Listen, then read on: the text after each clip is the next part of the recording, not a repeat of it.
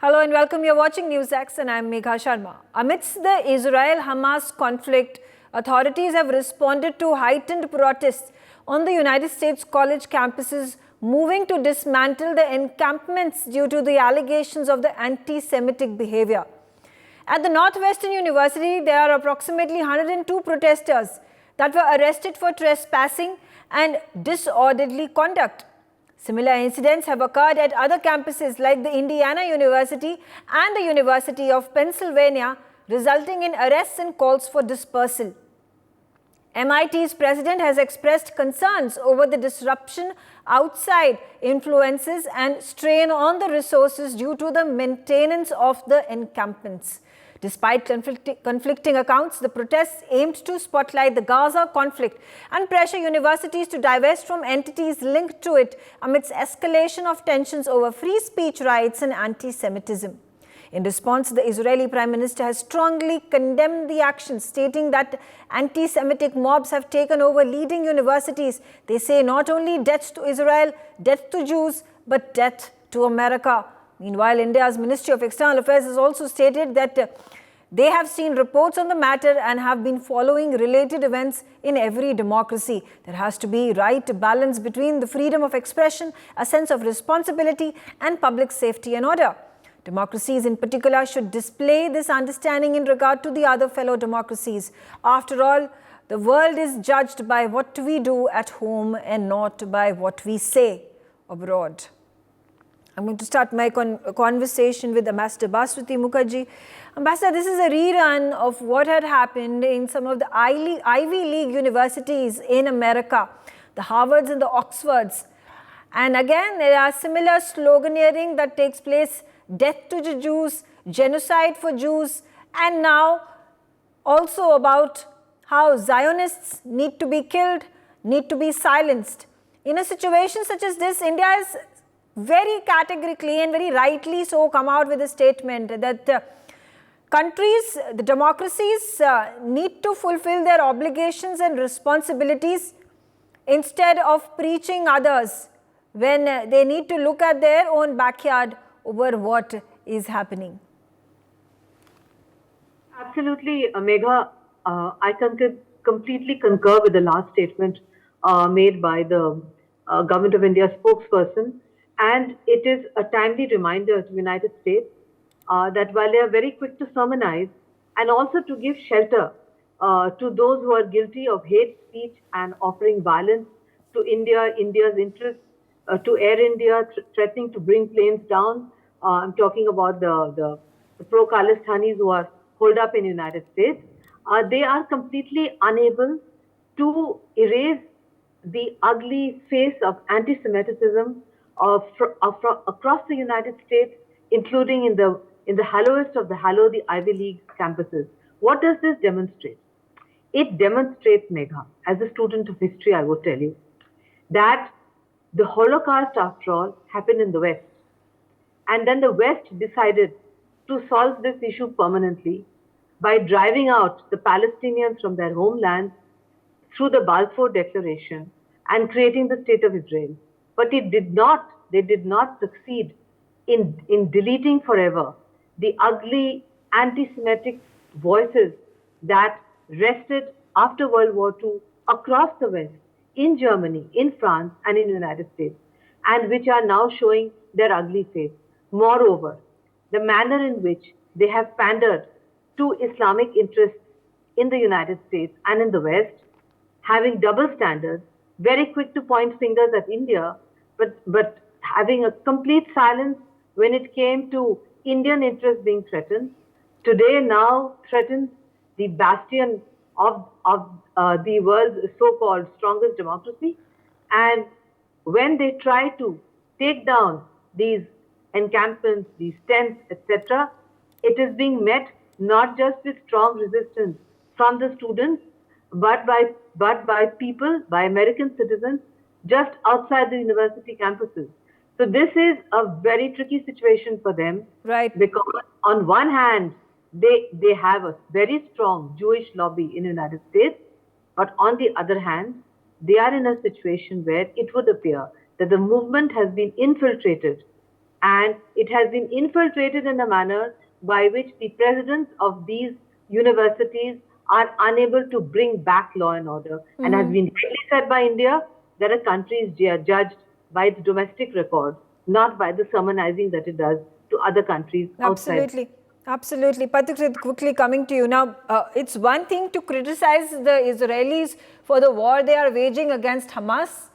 An individual has a right to expression, and that has also been stated by the Ministry of External Affairs in India. But there's quite another to chant slogans like death to the Jews, genocide for the Jews, that the Zionists do not deserve to live. Megha, first of all, what is happening in the American universities is not something which has happened suddenly. This has been cultivated in the American universities for a long time.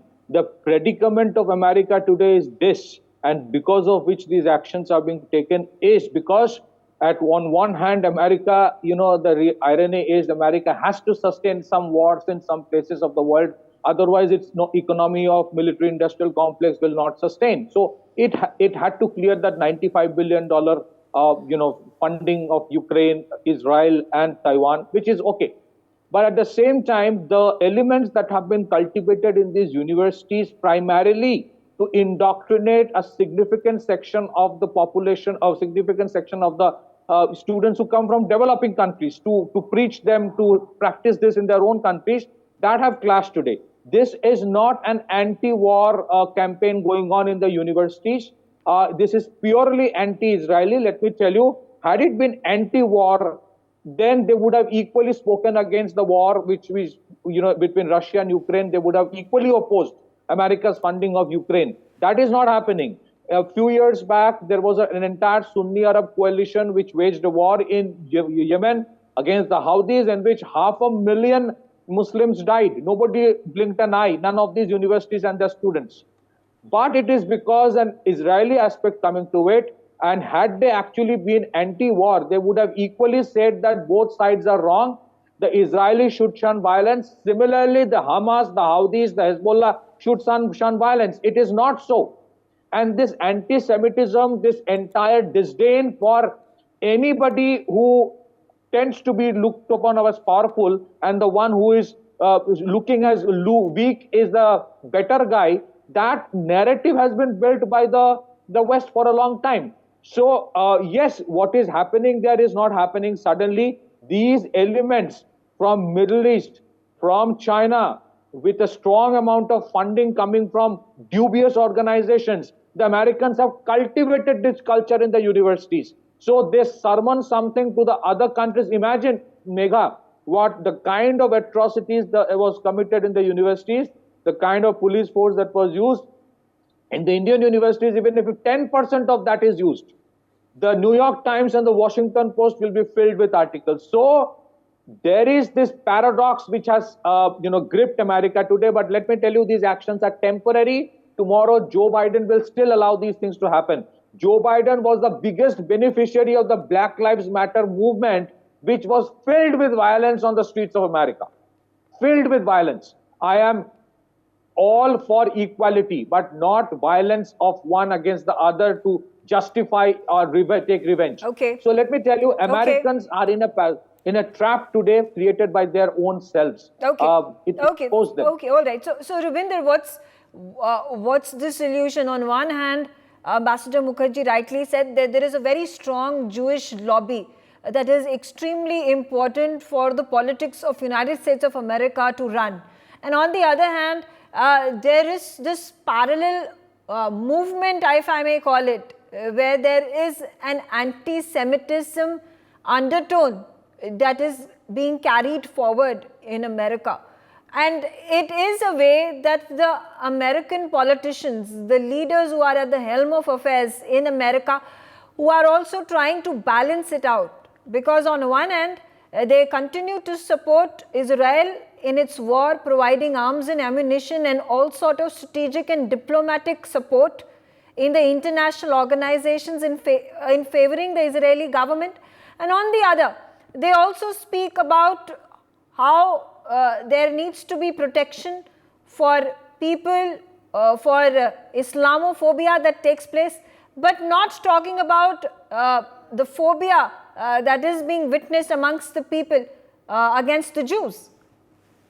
Thank you so much, Megha. Yeah, I think it's a huge challenge both for the university administrations as well as for the political, side of America.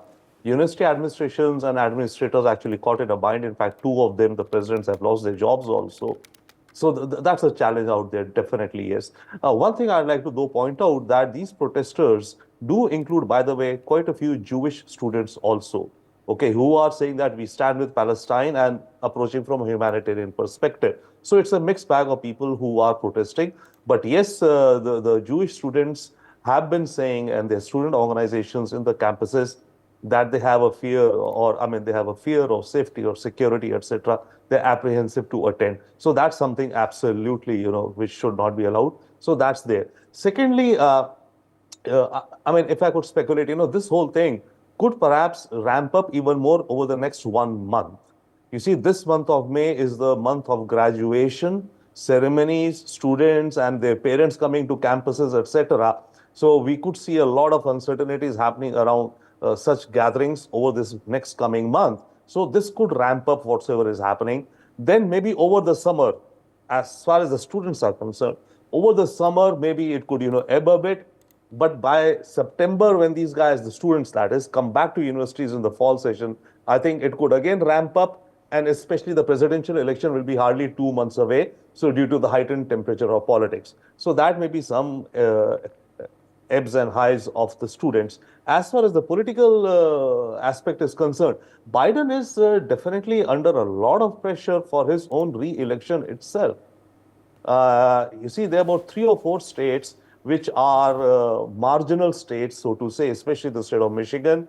And the American system, as you very well and all our panel and viewers know, the American system is that each state has a first past the post system.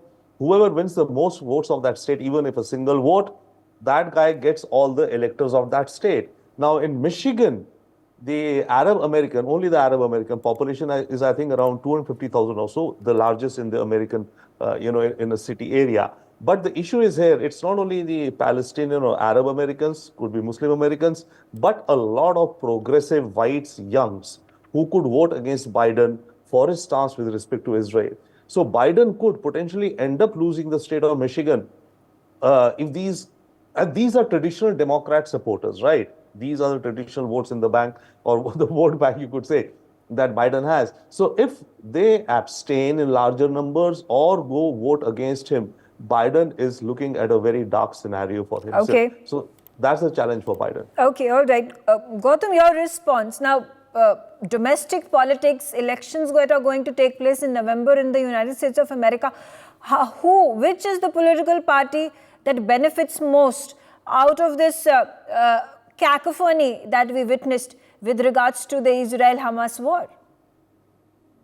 Well, Megha, there is 2 sides to this. One is there is very strong bipartisan support at the governmental level from both the Republicans and the Democrats to providing an absolutely ironclad support and backing to the state of Israel. This is not new, this has gone on from the birth of Israel. That is at one level. The other is a tradition of left-wing activism on the campuses of America, and this is the latest example. The problem here for the Biden administration is that a lot of these people, the left wing, are his voters. And so cracking down on anti-Semitism, if indeed that's what it is, infiltration or not, is very difficult for him in an election year. The new phenomenon that, just today I was reading an article written by Salman Rushdie, who said that earlier you had, pressure from the right wing, which was basically consisted of white people, older people, towards all sorts of things. Now you've got equal pressure from the left wing, which is young people. And, they also dictate terms to the mainstream or attempt to do so just as much as the right wing. So you're right in the middle, and you've got two sets of intolerant, lobbies trying to influence the national mood and opinion. Where this will go will be determined by a long by the elections coming up all the way in November. Whether this can sustain this kind of activism, as Ravinder pointed out, there is a sort of a lull likely during the summer months and then a pickup again. Well, let us wait and see. But all of it on campus is by no means representative of the American policy position. And the campuses have actually both sides. You have those who are pro-Israel, and you've got those who are pro-Gaza and possibly a Palestinian state. Yeah. So it remains to be seen. Let it, go on. It's an old tradition. Ambassador Mukherjee, there's quite the contradiction over here, a contrast, where the same students, same faculty from the same colleges and universities come out in their blatant support towards Muslims over the increased threat to them, to the community, Islamophobia that is rampant across the globe, as they say it. On the same spectrum, on the other side of it, they preach the same old diabolical narrative against other individuals, which is anti-humane. When they talk about death to the Jews, isn't that community under threat as well? Isn't antisemitism on the rise because of the same set of students, same set of people coming together and spreading this hate speech, violence, and encouraging violence against the community? Well, first of all, Megha, there is no doubt that the movements have been infiltrated. They are saying so themselves. Anti-Semitism runs deep in white Western veins. But on the other hand, unlike in Europe, the Jewish lobby is very powerful and very rich and funds both parties. And any presidential campaign is very dependent on Jewish funding. That's one contradiction, if you wish.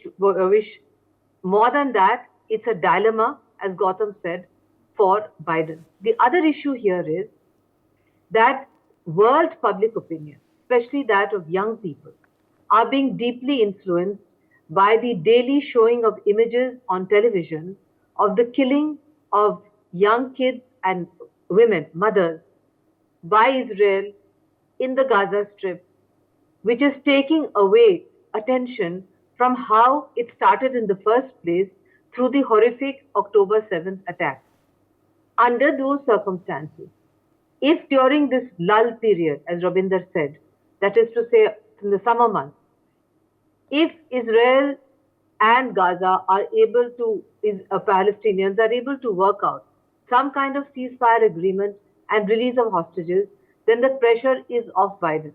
But if it drags on, as I suspect it will, because Netanyahu is hell-bent on uprooting Hamas, forgetting that Hamas is an ideology and a movement with 1,000 heads. You cut off 10 and 20 grow in its place. That if he's hell-bent on destroying Hamas, this will drag on till the fall, and it will definitely impact the American election. So why do I say that? Because it will impact negatively Biden's support base. It will not touch Trump's support base. So what will happen is it will increase the amount of support for Trump while taking away the diminishing number of votes that Biden has. So it will definitely have, I won't say an outstanding impact, but it will have a limited impact on the outcome of the US presidential election. Megha.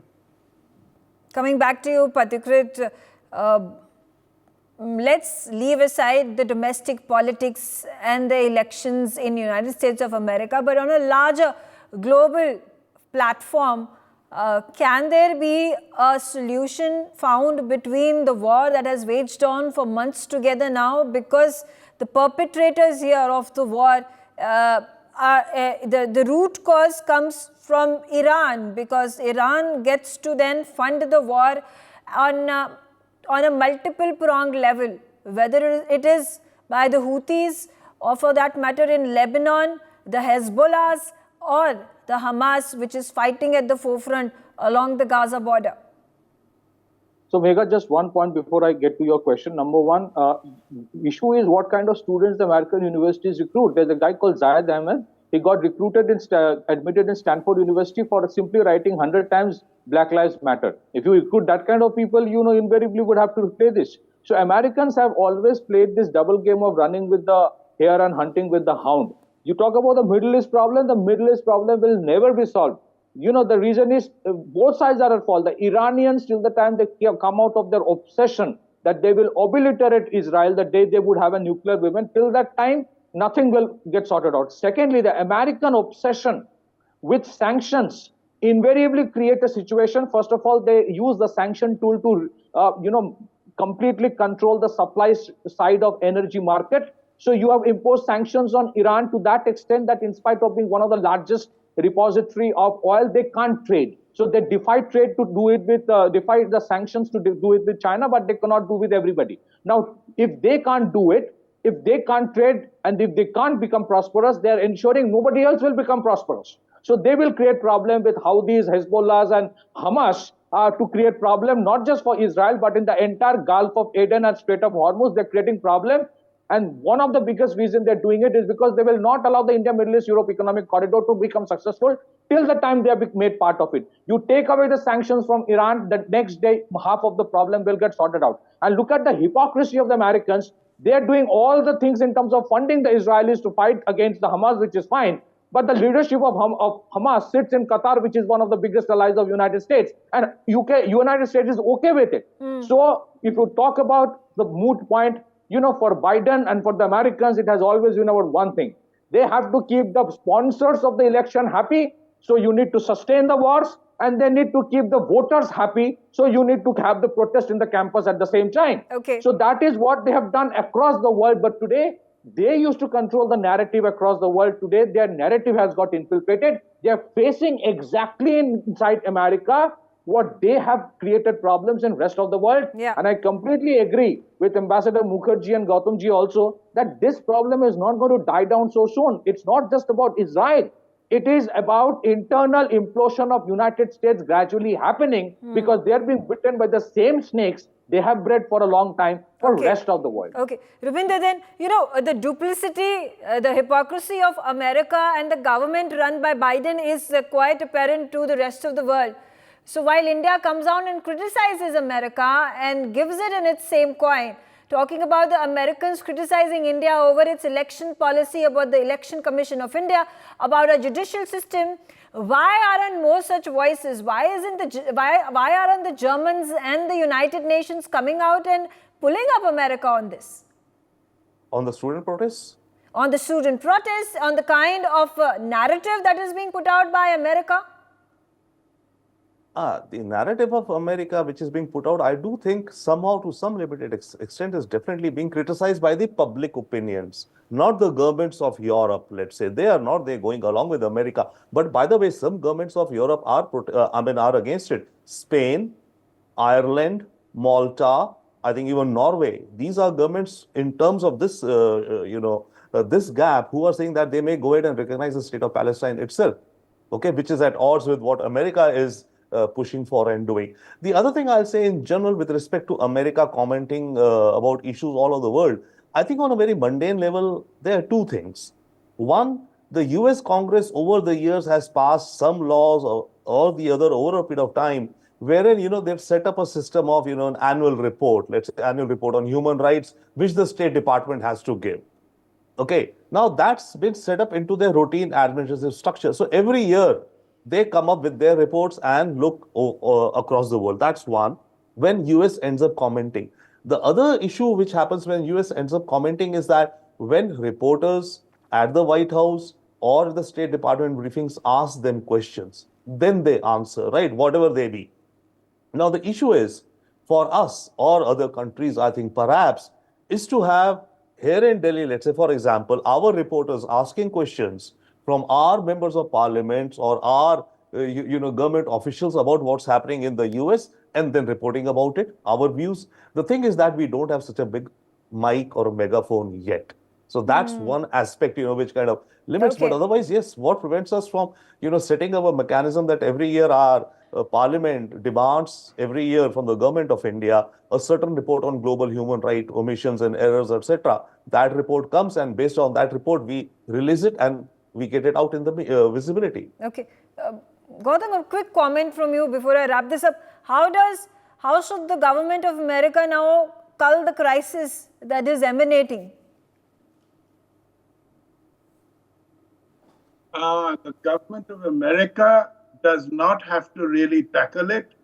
It is doing what it always does. It supports Israel, wrong or right, and it must do so really in order to keep the Middle East stability such as it is.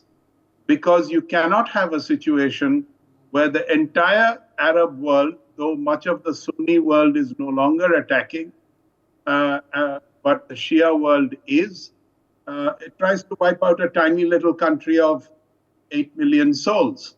So there is no question of America doing anything but supporting Israel, even as the time goes on. As far as whatever is happening on campus, as I've just said before, this is part and parcel. I think it's a little bit like the whistles on a pressure cooker. You definitely need it if you don't want the whole the policy situation to be impacted, because if you're going to see people being killed on a daily basis on your TV, most ordinary people do react to that with sympathy. I mean, if they're reacting to it in such a severe manner, how do you justify even the faculty coming out? And they were brought for a congressional hearing, and when a Harvard faculty member says, and when asked about the question, how do you take action against the clarion call coming from students and faculty members, death to Jews, genocide for Jews, and the reply comes from her is that it depends on the context, if it is targeted at a particular individual or targeted at a community. How do you change that mindset? And how is that mindset at this point of time being built within the Americans, within the so-called liberals or the intellectuals of the country and across the globe? Well, it's a chicken and egg situation. Let us not forget who attacked first and with what kind of brutality in this particular round in October. Now, if you're going to talk of, who is the more venal of the two, well, one is that it is absurd that a country which has been around as long as India has, since 1947-48, none of the people around it are willing to countenance it. Some have come to a workable arrangement like Jordan, but look at Syria, look at Iran, look at Lebanon. Egypt has again come to a workable arrangement. But the fact that they do not look at the Abrahamic Accords and other such initiatives as the solution means they don't want a solution for themselves either. You're not going to wipe out Israel or attempt to do so and ever see a Palestinian state, no matter what the students have to say. Okay. Because they're looking straight down their noses at the genocide, if you like, and saying that's all that counts. No, there's a long history. Right. All right. I'm out of time. I thank all of you for joining me on the telecast and sharing your views.